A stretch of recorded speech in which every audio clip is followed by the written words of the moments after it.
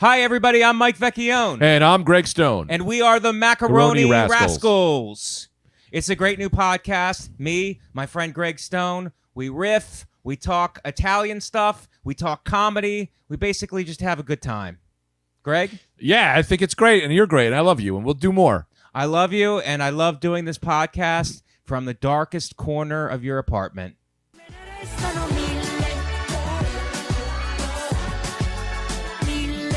Welcome to the Macaroni Rascals, everybody. We're via satellite. Greg in Queens, me in Manhattan, and we're back. And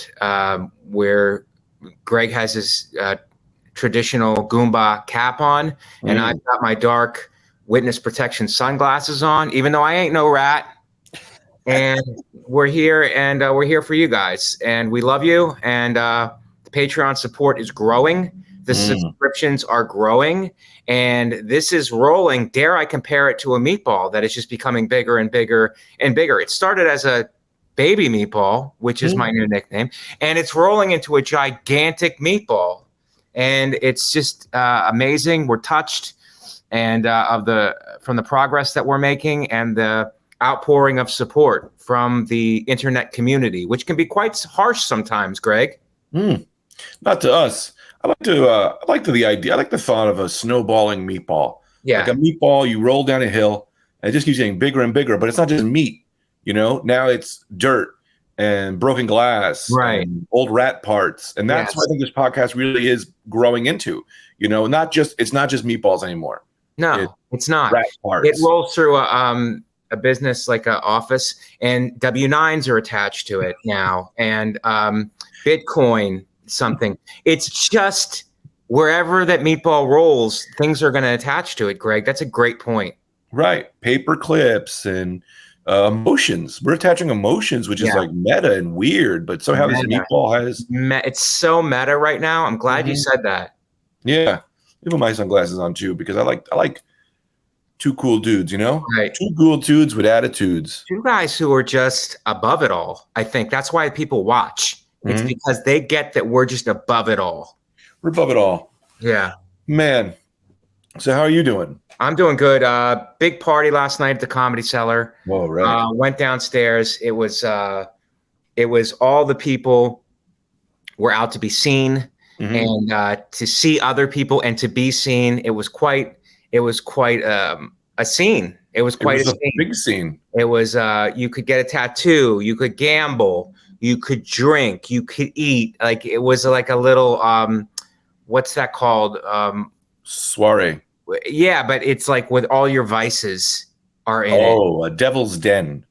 Like a devil's den. Yeah. It was everything. It was anything you wanted to do. And all of your closest show business friends and compatriots are there. People who are doing better, people who are doing worse, people who are climbing, people who are angling, people who are networking. I was a networking person.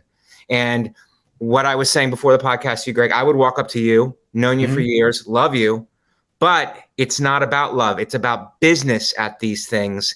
And I go in stone cold sober, and I'm hungry because of fasting. I don't look at any of the food. I go right over to a guy like you who I know well, and I network. And I say to you, I'm pretty upfront about it.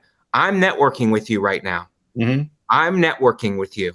So whatever you have, it's best if you just give it up now so that I don't have to angle in and no one gets hurt. Right. Use something for leverage against you. Yes. Go up to someone with a big podcast and you say, hey, I'd love to do your podcast. Here's a picture I have of you in the bathroom. Right. Put me on the podcast, or this picture goes to every lawyer in the Ukraine. Yeah. This thing will go viral. That's the thing is when you want to, this is the thing is people don't realize when you only have one weapon, right? If you have one weapon, which is to hold against people like it's a nuke, right? I have naked pictures of you. All I can do is put them out. That's not what I say. I put them out in lesser known countries first as warning shots. So nudes will leak all over the Ukraine or all over Japan or something. Then you see what's going on. And then I go, put me on your podcast or I'll leak it in America. You see what I'm saying? Right. But do the other countries have file sharing? Because if you leak it in another country, let's say Guam, and they will it already be leaked? Is the cat already out of the bag, Greg? No, because the internet doesn't work like that. Internet is like an old phone service. Have you ever heard of long file distance sharing, Greg? Yeah, you can't file share things over different country borders. No, it's like illegal immigrants. You know, they can't get through the walls. So that's why you leak things in other countries first. You know, because the internet there's no wire. Have you ever seen a wire? You've flown overseas. Have you ever seen a wire from America to Europe? No. How would the files get there? I don't. Right. Submarine shipment underwater. That would take years. Right. That's why you leak them in other countries, because there's no way for internet things to get to this country. But that was my idea. It reminds me of an idea I had a long time ago where we get out of our debt by just charging other countries. Everybody knows that we invented the internet. Right. So it's like we charge other countries for Wi-Fi. Right. You know what I mean? And that's how we make our money. And people are like, no, it'll never work. It'll never work. It's like, you know what? I don't need you in my life if you're going to say it'll never work, because you're a glasses half empty person and you're negative and you're stepping on my creativity, and you need to get out of my face, because that will work. What's the joke here? Wi-Fi is spelled almost like wife, right? Mm-hmm. So how do we, like, my wife's always out. Oh, the Wi-Fi, there's a joke to be made. Yes. Wife and Wi-Fi. I cannot, I am Matt Murdock in a dark room with my hands tied. I can't find it. Matt Murdock is a blind man. I don't know. You know that. Well, the joke. Maybe your Wi-Fi is in and out, and maybe things are kind of in and out with your wife, you know? But if your Wi-Fi is strong and your wife is strong, no matter what adversities you encounter, you're going to be okay. It's the same thing with Wi-Fi. You need a strong signal. And with the wife, you need a strong signal. I brought it back around, Greg. You didn't think I was going to bring it back around, but I did. You did. And I think to go further, maybe this isn't a joke. Maybe this is a thing we discuss in like a relationship counseling. Your wife needs to be like your Wi-Fi. You need a strong signal. Yeah. Okay. Maybe this is an advice section of the podcast. Is your wife spotty? Maybe she's sick. Take her to a hospital. She shouldn't have spots. How you doing, folks? How's everybody in the front row? We do jokes too. That's what I'll do in my section. But I think it's a good analogy, and I think that's a word that we're bringing up right now, because this is an analogy section. Right. Whoa, look at that! A lot more light over there. So what'd you do at the party? Have any fun at the party? Oh, I got to tell you about the party real quick. I networked. I went from person to person. I didn't stay with anybody too long. I was like talking, shaking hands, kissing babies. You know what I mean? Like kind of like doing my thing. And then I would move, and then I would move, and then I would move. What's going on over near the buffet? What's up with the chicken? Who's drinking this? Who's hammered? Who's sober?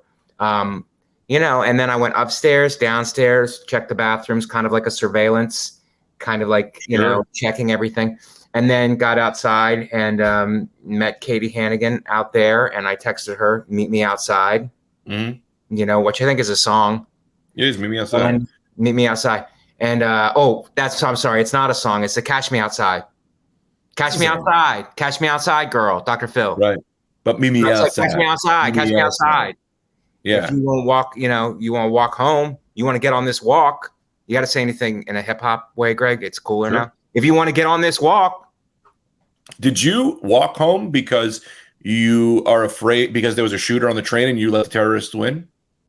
No. That's a good point, Greg. I like the way that you framed me as a coward for walking home. No, I know what you did there. I know what you did, and that was beautiful. TMZ framed me as a coward not taking the train. I usually walk, Greg. I usually walk home. But if you want to get tough like you're always trying to do, I think the best thing that Mike can do to really train himself is to go to all the places where school shootings and shootings have happened. Well, let me tell you something how criminal justice works, Greg, because I have a degree in it. I don't know what you have a degree in, Greg. It's not criminal justice. The suspect was the subway shooter, but he didn't stay in the subway. He's on the what now? He's on the what? Finish the sentence. Lamb. He's not on the subway anymore. Now he's walking the finish Lamb. it. World. Lamb. Road is close. You're getting warm. He's walking the streets.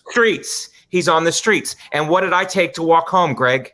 The streets. So he's on the streets. I'm on the streets. I'm walking Katie home. She doesn't know anything's happening because I'm a vigilante in my own mind, but I'm looking for him as we're walking. Do I tell her? No, I don't want to upset her. But what happens if you see him? What happens if you see him? Well, first of all, I have to make sure it's him, Greg. I just don't attack. I'm not a pit bull, even though that was my nickname. I was going to say run. I think you'd run. No, I would. I kick the tires on it. You kick the tires on it? Yeah, that's an expression that we use in the investigation world, Greg. I've never heard of kick the tires on it. Yeah, we kick the tires on it to see. It's like, where were you yesterday? Where were you yesterday? Right. You know, what's up? What's up with smoke bombs are cool. Aren't smoke bombs cool? You know, and see his response and then watch his face. Right. I can tell if he's lying. Right. Are you living in fear now because of the terrorist? He's caught. They got him? They got him. Shut up. Now it's in the news. Oh, I thought they just had a lookout for him. No, they got him. Did he say why he did it? Mental health. He said for mental health? That's a pretty good reason. There's mental health reasons behind it, I think. Oh, but it's always mental health. It's always mental health. No one is going to attack a subway and be like, oh, no, this guy's clean as a whistle, smart as a wax. Yeah, no. Smart as a wax. Well, I mean, I think people classify it into people either go, this is evil or this is mental health. Either way, the damage is catastrophic. Evil. Who's mentally okay and kills people? It's a good point. But people would argue, I'm just playing the devil's advocate here. Sure. Play it. That some people are mentally, they've just decided to become evil because they're bitter or whatever, life, they've decided to become evil. So they're mentally, they know the difference between mental health kind of implies that you don't know the difference between right and wrong. You're so skewed, that you don't know the difference between right and wrong. You're deranged, it's chemical, whatever. There's all those inferences there. But evil just indicates that you are conscious, cognizant, and you know the difference between right or wrong, but you're intentionally choosing wrong. Wow. Have you ever done anything evil?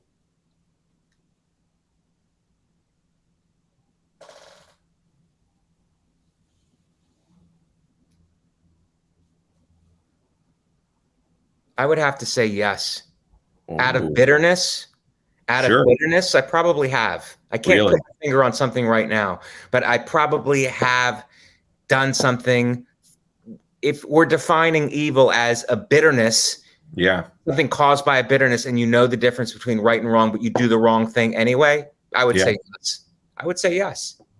One time, a comedy club fucked me on money, so I stole their microphone. I thought about it, and a hard and fast example. That's a hard and fast example, Greg. I mean, because there's so many to choose from in my bucket of lies. Not lies, but truths. Yeah. Let's even see if this is the one. Yeah. No, they fucked me on money, and I went, well, I don't get fucked. I do the fucking. Yes. And I put a Shure SMB58 microphone in my pocket, and I use it on my podcast now. And now I can have an extra. From a movie, Greg? Is that from? I think that's from a movie, and that's a great line. I don't get fucked. I do the fucking. Did you say that under your breath? Because that's like a movie moment right there. Yeah, I said it. I said it to myself, though. Yeah. Not to him. And then I walked away. I smile at them. I go, thank you guys so much for having me. I love being here. And I walked away with a backpack full of 58-foot mic cords and microphones. One microphone. Yeah, because it's got to work out for me. Right. You know what I mean? And now you talk shit about that club into their microphone that you stole. Yeah. Which is ironic. It's a wraparound. Yeah. Yeah. Fuck them. I want to go back, take another one. Oh, so you don't regret it. You don't regret it. I don't know that I regret. I don't know what evil is. I don't know, should you just always evil, or is that just desserts? Evil wins always. That's just how the world works. The bad is always willing to crush the good. If good only does good, good loses. So good needs to steal to make things right. That's what I feel. So, if these people are willing to, if I just do the right thing, I keep getting screwed. Right. And then what? You die righteous? Well, righteous doesn't pay the bills. Righteous doesn't allow you to talk into a podcast. Stealing a microphone from a comedy club does. Is revenge a dish best served cold, Greg? I think revenge is best served frozen. And when I say frozen, I don't mean later. I mean before it even happens. Like a steak is frozen, then you thaw it, and then you eat it. I say you get revenge when you get an inkling that someone might cross you. You steal something from them. Right. You know, like an iPod or an iPad. And then if you go a few years and they're like, oh, they didn't actually fuck me over, you just leave the iPad back in their house. And you're like, okay, let me ask you this, Greg. That sounds like you got revenge. You got hurt, you got revenge. I don't know if I would classify that as evil, even if people don't think that that was the right thing to do. I wouldn't classify that as evil. Have you ever done anything like that unprovoked? Unprovoked. Unprovoked. Something bad, unprovoked. I mean, well, road rage is still something bad. I mean, I've stolen from Sears when I worked there. But I don't know if that was unprovoked. They were giving me bad hours. I better be careful with you, Greg. I better be careful with you. I don't steal from. I never stole from people. One morning, my printer will be gone, and I'll be only if like, it crossed me. And like Greg came over and just had a cup of coffee, and now my printer is gone. What's going on? And then and that kind of person I is, I'll print out posters that say, "Have you seen this printer?" And I'll post them around town, like I'm trying to help. Oh my God! Written in their own blood. Wow. Yeah. I'm trying to think if I have any story like that. I know. I don't think I've done anything evil, like just unprovoked bad to someone. Unprovoked. It's hard to say. Stealing is just such a delicious thing to do, though. Is it? I was never a big shoplift guy. Oh, you gotta get into it, man. Getting away with it, huh? Shoplifting Getting away with it is a thrill. Let me tell you something. If you're mad at someone and you punch them, you hurt them. You can go to jail. You hurt your hand. There's no gain. Stealing, no one gets hurt, like physically, and you gain something. Someone screws you over and then you walk away with cash in your pocket. That's perfect. Right. I'm not even joking. This was the thing all jokes aside, this was the thing I used to do to women constantly. This is going to sound bad, but I would date girls and I'd borrow stuff. Mm-hmm. This way, if they broke my heart, at least I had I would have a going away gift, right? A little prize, like I'll borrow like a trade paperback of a comic book, and they break up with me. I go, that sucks. She broke my heart, but I got this Spider-Man run, which is that what you're doing now? Like a son, like a son. Like if Tita decides to, I got a son from you now. So good luck.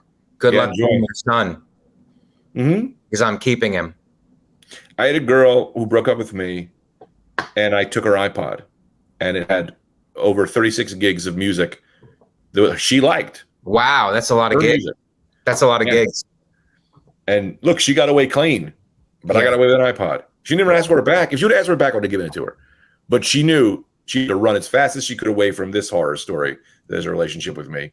Right. What kind of songs were on the iPod? Little Wham? Oh, you wish. Huh? It was all pop punk. Like, oh, really? Yeah, like Taking Back Sunday and these weird bands like Fisheye and Black Tones and weird things, shit you can't even listen to because it's so horrible. Just a bunch of like ska. She was really into ska. Ah, God. Like a Gwen Stefani type. Yes. God, they're so hot. They're so hot. I get why you fell in love with her. Yeah, she was so hot. You know what? This is going to be corny, but my thing is going to a buffet and just overeating. That's not evil. It's you're trying to break them. They set the price and they go, "We dare you." Yeah. We dare you. We will make money off of you. And then I will go, "No, you will not. Yep. No, you will not. I will not eat any bread. I will go soups. I will go meats. I will take your shrimp. Like your most expensive, I'll spend a lot of time just in the shrimp area. A buffet is a break you. A buffet, the sign might as well say, "You think you're better than me." Right. That should be the name of the buffet. You think you're better than me? I go in, I run the ice cream. I take their silverware, of course. Yeah. Take your silverware. It's fill your pockets. right to the crab legs. Hours at the crab legs. Go in the back. Check out their cutlery. How's the nice fancy knives? Put those in your purse. It's a direct challenge. Yes. To a man like me.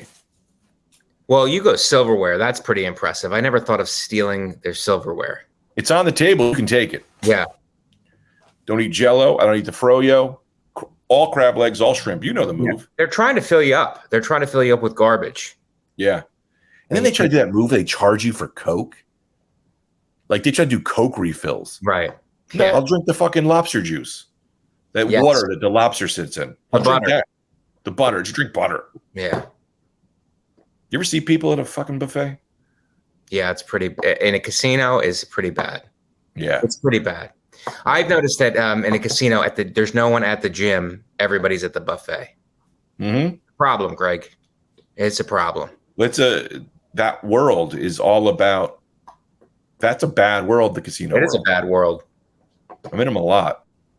I do a lot of casinos for some reason. Well, gambling is a vice. So it's like vices encourage other vices. I'm not saying don't gamble. I'm just saying that people like if you load up on it, it's like anything. You know, you gamble, then gambling's cousin is who? Drinking. Who's drinking's cousin? Overeating. Eating. Who's overeating's cousin? Prostitution. It's like these are all families. Who's prostitution's cousin? Paying off a congressman. Yeah. Well, that's prostitution's older cousin. Should she say, I'm not a prostitute, I'm a prostitute. We got the best pros in the biz. Can I tell you something I thought was funny? And we'll get right back to what's evil. I like this evil stuff. I thought this was funny. I bought Calvin some diapers. Yeah. And it said, the diapers said pro on them. These are pro diapers, which I just thought was so funny. Is who is a pro shitter?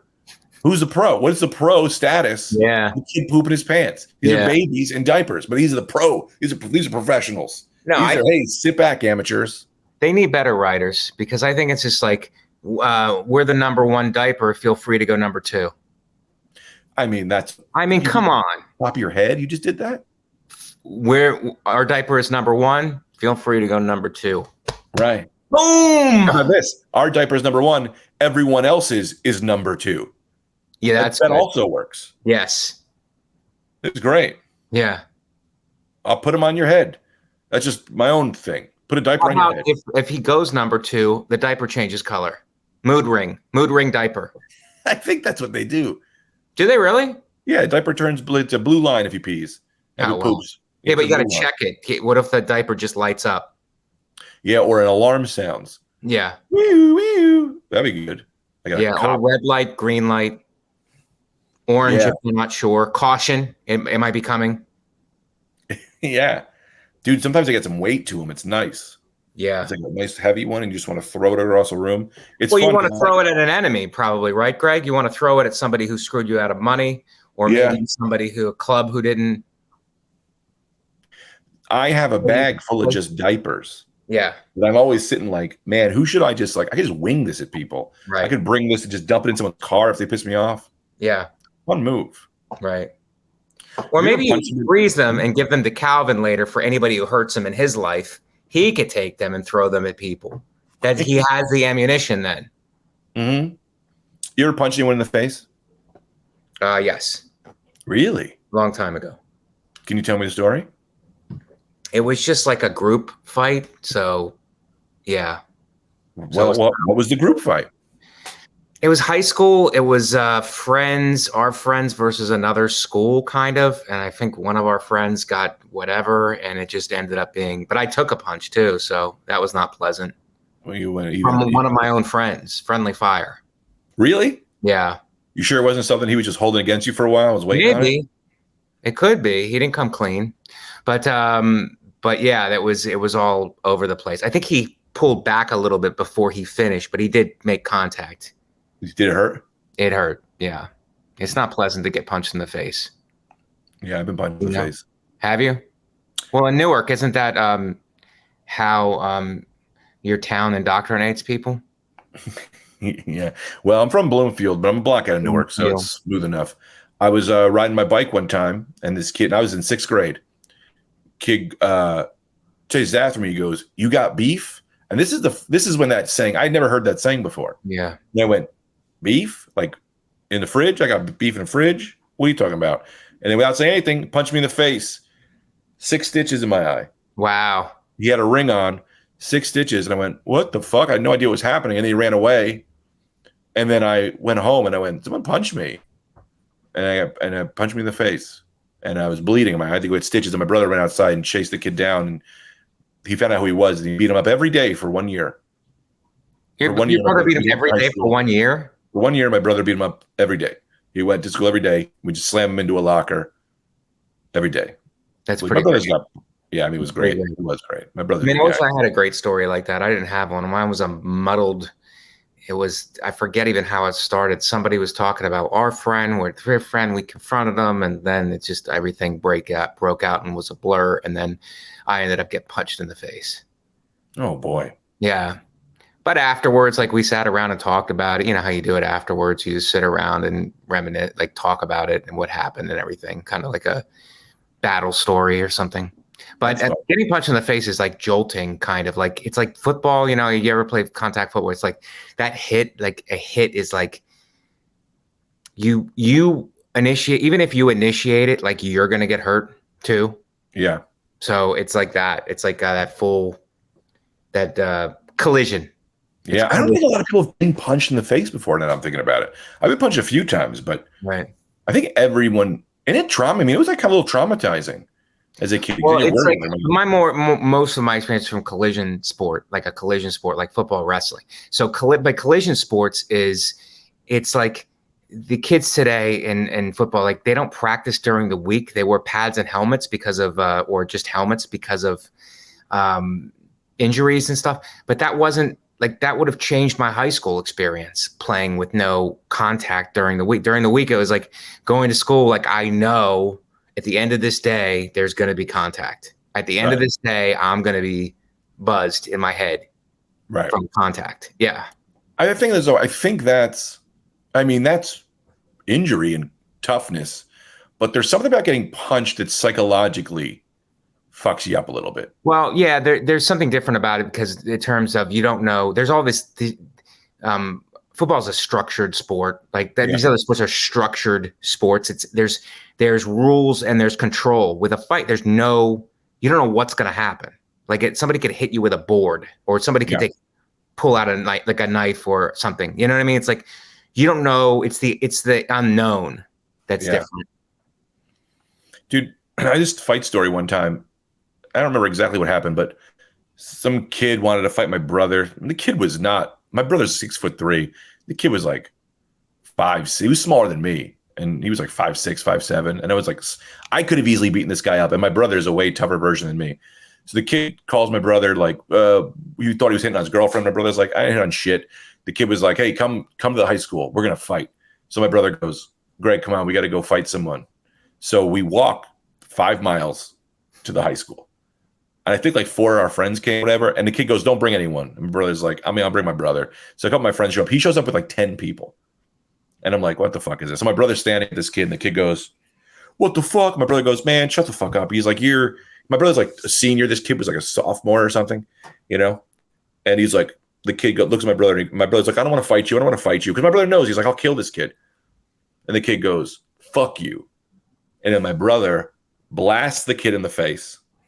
5 kids tried to jump in on my brother, and it was twins. 2 of them were twins. I ran and grabbed both twins, headlocked both twins, fell to the ground onto another kid, and I bit this other kid in his ribs. And I just started just biting on his ribs as I'm holding this other kid like a maniac. My brother just starts punching this other kid. Everyone is just like, they see me biting someone. So they're like, this is crazy. We got to get out of here. This guy's trying to eat everyone. My brother's on top of the kid on the middle of the street, and he goes to punch him. They pull the kid out from underneath my brother. My brother punches the concrete, breaks his wrist. Then, it was just crazy. Then me and my brother walk away, and we go to, I remember it was Electric Circuit. It was this arcade. We're at Electric Circuit, and those kids are just like walking away. And me and my brother I'm like, fuck, what do we do? It's like, we got to go. My brother's like, I got to go to the hospital. So we call my mom. We go home. No, we just walked back 5 miles to my home. My mom goes, she sees, and she goes, who did you punch? Do I need to call the police. Like, are you going to jail? My brother was like, no, I punched the concrete. She's like, you're a fucking idiot. We go to the hospital. My brother got a cast. And cowards, the cowards learned a lesson about the Coraluzzo brothers that day. Coraluzzo brothers are bad, man. They're bad. But it was then, and that wasn't the time I got punched in the face. But that was the time I bit a bit of chunk out of a kid's ribs. Bit a kid's ribs. Yeah. And then your mother was like, "Did you eat?" And you go like, "I had the ribs." I see you're in pain, but did you eat? Oh, I had a little nibble. I had the ribs. Yeah. I love that, man. I love the fact that your brother got a cast and then he went and probably punched the kid with the cast the next day too. It's like, try to break it in. I got to break in this cast. Yeah. I got to break in this cast. Somebody has this joke, but I really love the fact that chewing gum or something just doesn't look like you care about anything, or spitting into a can or something. Like, it just kind of looks like you don't care. Like you're just kind of unfazed by the entire confrontation. Because when you square off, it gets tense. But somebody who like is just chewing gum or spitting or something, looks like, wow, whatever. I'm ready for whatever. You know what I mean? He's like, I'm not even gonna take a break from doing this to even acknowledge you. If this happens, it happens. I'm well capable of handling it.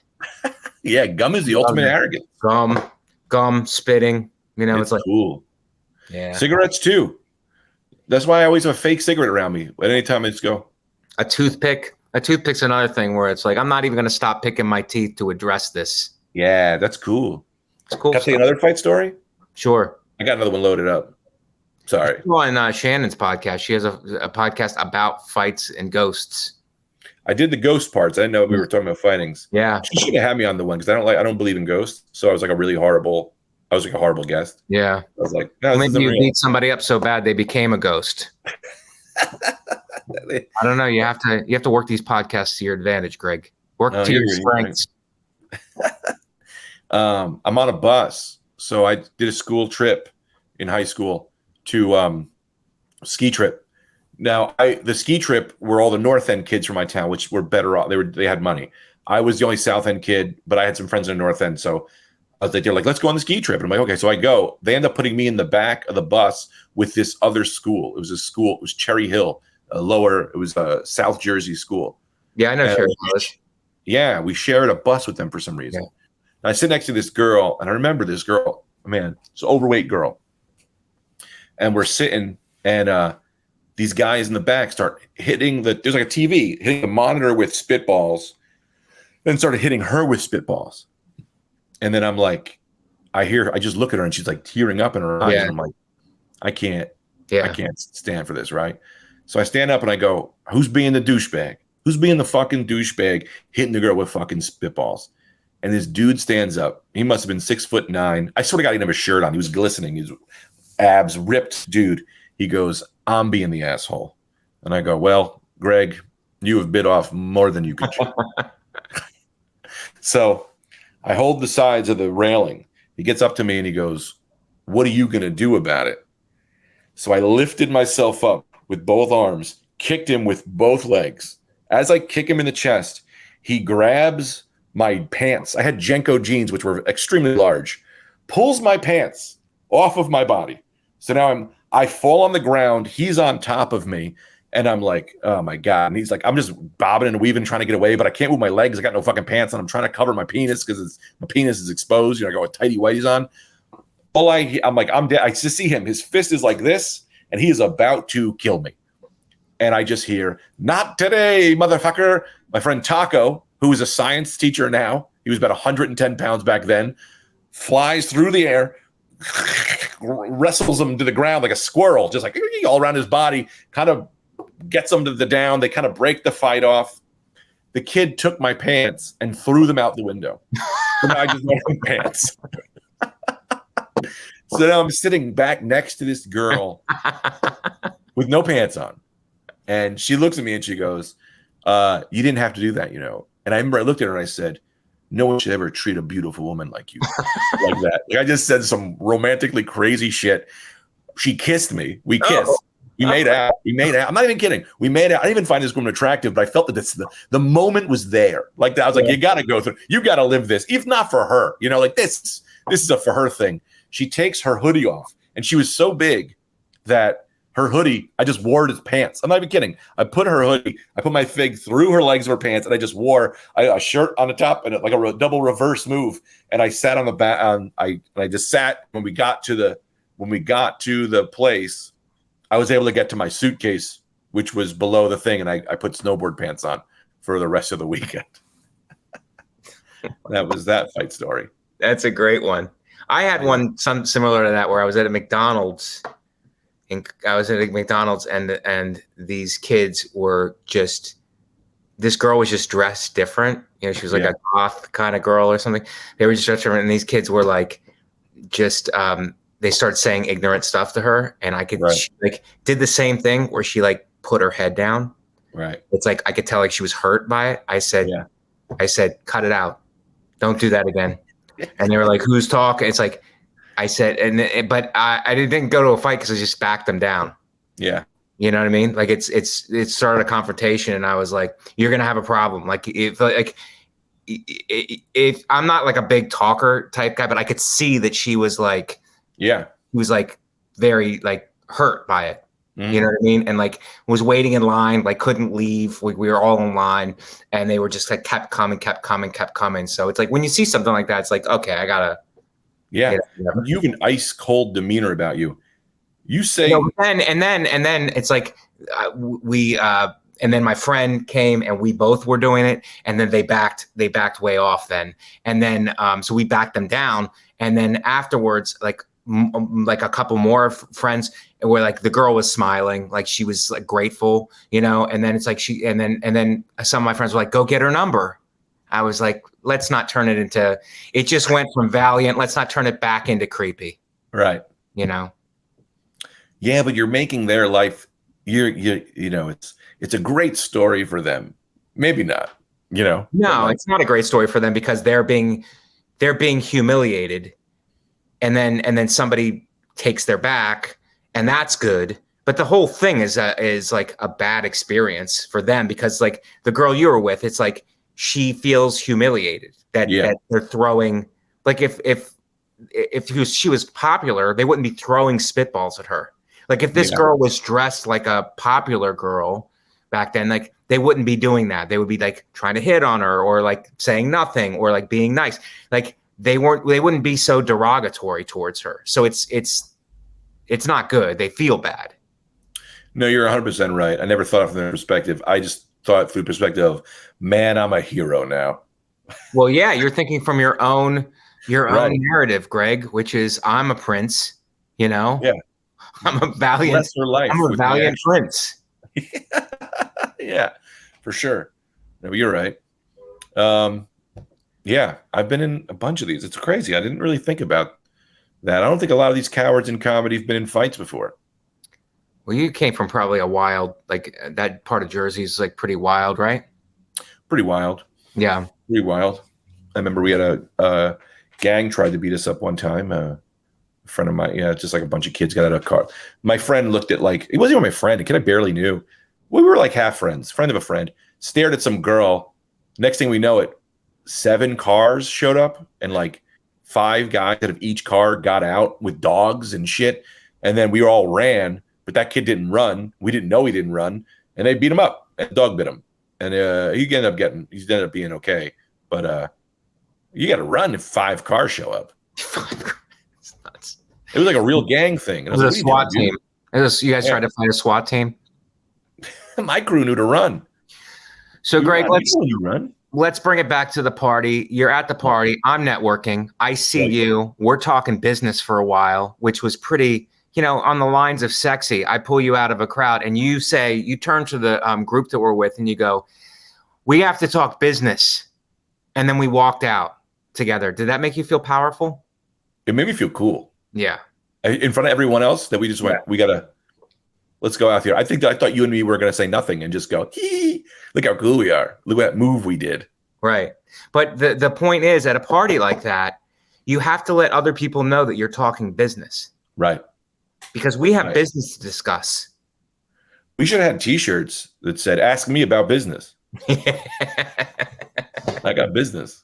I got business. Yeah, I think I creeped a bunch of people out at the party. Did I give you spiders? No, you were great. I didn't stay that long. I didn't hang. I was doing a thing where I would go, me and Anthony, we would all go, yo, yo, yo, come here, come here, come here. We would say whoever, and then the guy would show up, or like, we'll just say Renan. We did it to Renan. We go, Renan, we heard you got spiders. And we go, we would just take our fingers and just ride them up their body, and everyone hated it. Everyone hated it. But I thought it was funny. You got spiders? He's got spiders. People are not expecting that at the Comedy Cellar party. No, they're not. Not spiders. Oh, he got spiders? No one goes into that party thinking spiders, Greg. And then you bring it up. It's like, well, this is unpleasant.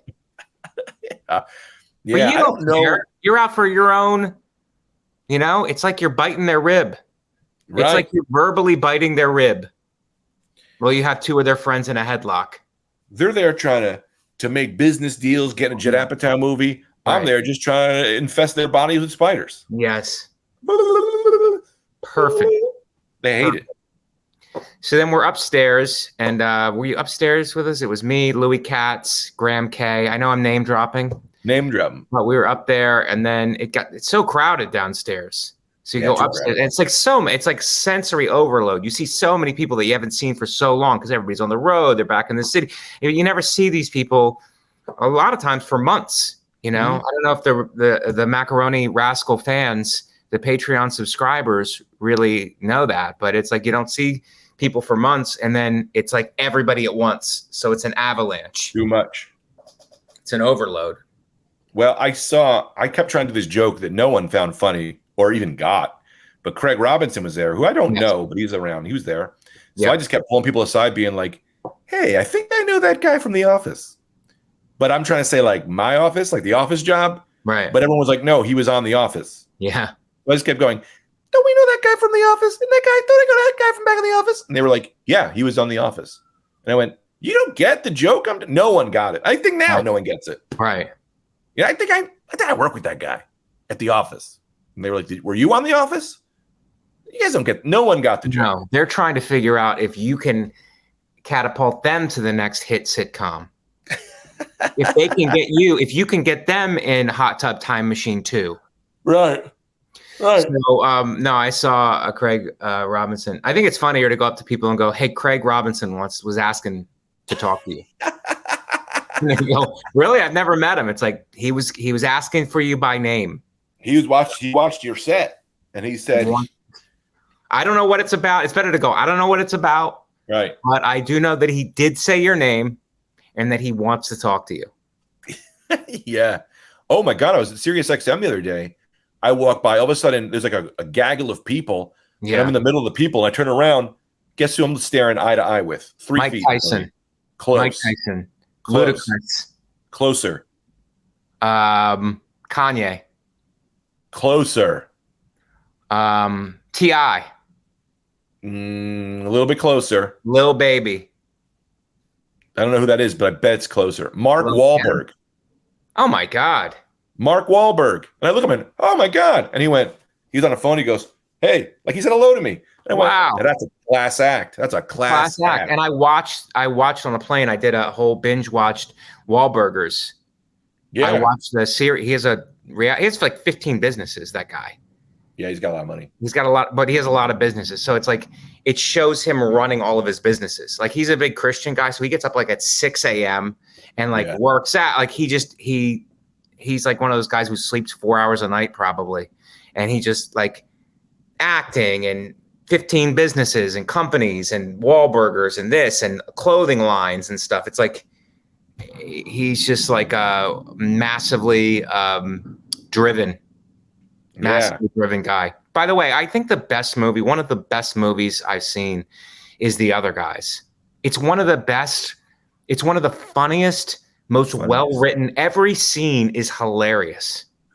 Aim for the Bushes is one of the funniest things I've ever seen in a comedy.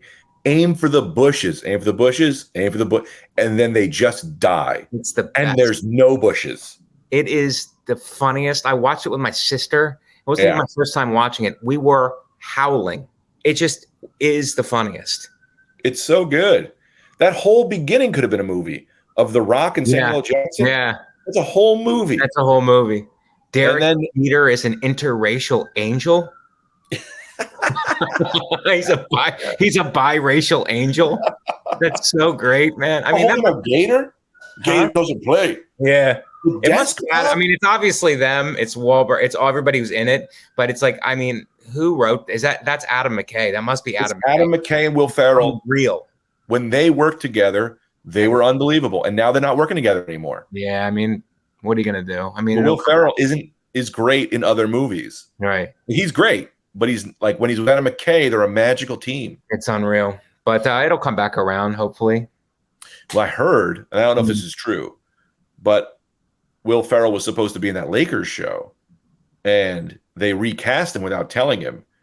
And then Will Ferrell went, "Well, fuck off," and now they're not friends anymore. Yeah, I know. This business, it's got no business calling itself a business. This business is something else. So it's a really bummer that there's no McDonald's next door anymore. You can't stop by there, even though there was plenty of food at the Comedy Cellar. At the Cellar, that McDonald's was Mos Eisley. If you're familiar with Star Wars, that place. Anytime you go into that McDonald's, there was a gunfight, a knife fight. You'd walk in and people just staring and go, "What do you want?" It's like, it was the Wild West. That's why I loved it. It was the Wild West, and it's always like when it's a bad place when there's such high security on the bathrooms. First of all, the bathrooms are rarely open. They go, it's just closed for cleaning. It's like no one's cleaning it. It's like it's just closed. It's just closed. And then when they would open it, they would have a buzzer behind there, like it's a bank vault. Like you're having to get into a bank. Anyway, it's just unbelievable. So they buzz the people into the bathroom, and then a person would come out of the bathroom, and then just, the door swings, and the other person, before waiting for the buzz, would just go in. And then after about three people, one person would just be like, "I live here. Now this is my home." And they have to call the cops to get the guy out of the bathroom. Like, I understand why there's no bathroom, but it's like you can't have a business where there's like no bathrooms. It's like every third person would be like, I live here. Now I'm taking a shower. I'm gonna take my time. True story, 100%. Not even exaggerating this up. I went into that McDonald's once. I said, "Can I get a 20-piece nugget?" The guy said, "Sure, that's $6, no tax," or whatever it was. He just had a pile of money next to the register. I gave him the money. He then went through and went, "Here's your change," and then said, "Jerry, 20 nuggets." And they were just working a system that was, we keep the money, you make the food. I guess they split the money. They had some kind of deal going, but the register never opened. I love that. I love a rogue system. I love a rogue system in a fast food place. When the chips are down and everything goes down, they go, "No credit cards. We're only doing cash." And you know what? We're not even going to give you the right change. We'll just ballpark it. Yeah. Be ready for that. Be ready. Really, what was happening was he was keeping all the money. That he told the cook, "Why is McDonald's they cut McDonald's out of McDonald's. They cut them out. They went, "Why do we have this? Why are we paying up? We're not paying up to McDonald's anymore." Right. And you know what? McDonald's himself, the higher ups aren't in that place risking their lives. They're risking their lives in that particular establishment. So they're like, "I could get shot. I could get stabbed." It's like, I'm keeping more of the money. Yeah. And he was like, "Look, last time I checked, you got the food back there. I got the register up here. Why are we getting anyone else involved? Yeah. You make the food. I'll give it to them. We keep the money." I love that. I love that. I love it when a guy at the counter goes, and you go, "How much?" And first of all, it's awkward because he doesn't say the price. And you go, "How much?" And he goes, "What do you want to pay?" It's all profit anyway for him. So he goes, "What do you want to pay? What do you want to pay? What are you feeling like today?" That's the thing, though. That's you see that happen and you go, "Hey, Bat, give me $3. $3 for a Big Mac deal." The guy go, "Yeah, it's all profit." I was in a grocery store one time, and I guess it was the cashier. He was a kid. It was his last day, or he didn't care. I don't know. So I put a bunch of items up, and he just was swipe the items. And he goes, and he was just like kind of singing it. He goes, "If it doesn't swipe, I don't care. If it doesn't swipe, I don't care." And he just would put them in a bag. He wasn't saying like, I got this, or he's just kind of singing it. So he was like, I'm done here. I don't want to work here anymore. I don't care if I get fired. But I was benefiting from it because he was just swiping my items. And if he would do it one time, and then if it didn't swipe, he would be like, just bag it. I don't care. I don't care. Good for them. Great for him. Yeah. And it's such a great deal. And it's like somebody like that, I almost want to, on the side, I just want to give him money. I want to go, you're great. Let me tell you something. There's not many people in society who are bucking the rules like you. You're great. And I'm not shoplifting. You know what I mean? Yeah. You don't know nothing. I don't know anything. What am I going to do? Hey, he's not doing his job right. I'm not the cops. I'm not a fellow employee. Yeah. I'm not the cops. Not the cops. I'm not the cops. All right. I think that's a good place to end. 50 minutes in? Yeah. We covered a lot. We covered a lot. Greg, I have to say to our fans and the subscribers, please, I've been plugging it on the road, this podcast, and we'd love people to give it a try. Well, what do you mean? They already listened to it. Yeah, but I mean, they could tell a friend. Oh, right. And that friend could tell 2 friends, and those friends could tell a couple of friends, and that's how we spread like wildfire. Right. Well, that's the thing. If we only have one listener and you're the listener and you tell one friend they listen, you doubled our listenership. You're right. A soldier. Everyone tells one friend you're a soldier. You're a macaroni soldier. Macaroni soldier. You're an al dente. Whatever. I can't finish it. But thank you guys for joining us, Macaroni Rascals. Please subscribe, become a Patreon member. We're gonna have some good stuff coming up in the future here. So we're going to make this podcast as good as possible. We're both on the road a lot, both busy, so we couldn't be in studio, but we'll do these StreamYard pods whenever we can't be in person. But we love you guys. Greg, I'm in St. Louis. Oh, sorry. I thought you were going to close out. No, go ahead. Anything for the fans? They want to hear from you. I'm in St. Louis, the 28th to the 1st. So if you're a St. Louis and you want to see me do a raw stand-up comedy. It's raw. We call it raw. Come out to that show and tell a friend, because I don't think they're promoting it because I wasn't even on the website last time I checked. I emailed them this morning. I hope they put me on. That'd be nice. Well, hopefully they don't get their mics stolen. No, they're good people. I like this Booker guy. He's really cool. Anyway, the St. Louis Funny Bone. I'll be there. Yeah, that's a great club. Yeah, so far I love that Booker. The guy seems really cool. But I think I was a last minute fill-in, so I should be on the website now. It's great. Also, I'll be in Nashville shooting my hour special for Nate Bargatze Presents Mike Vecchione, April 19th. So if you're in Nashville, April 19th, come to the show. It's 2 shows, and hopefully it's going to be a great taping. Thank you guys. We love you. Macaroni Rascals out.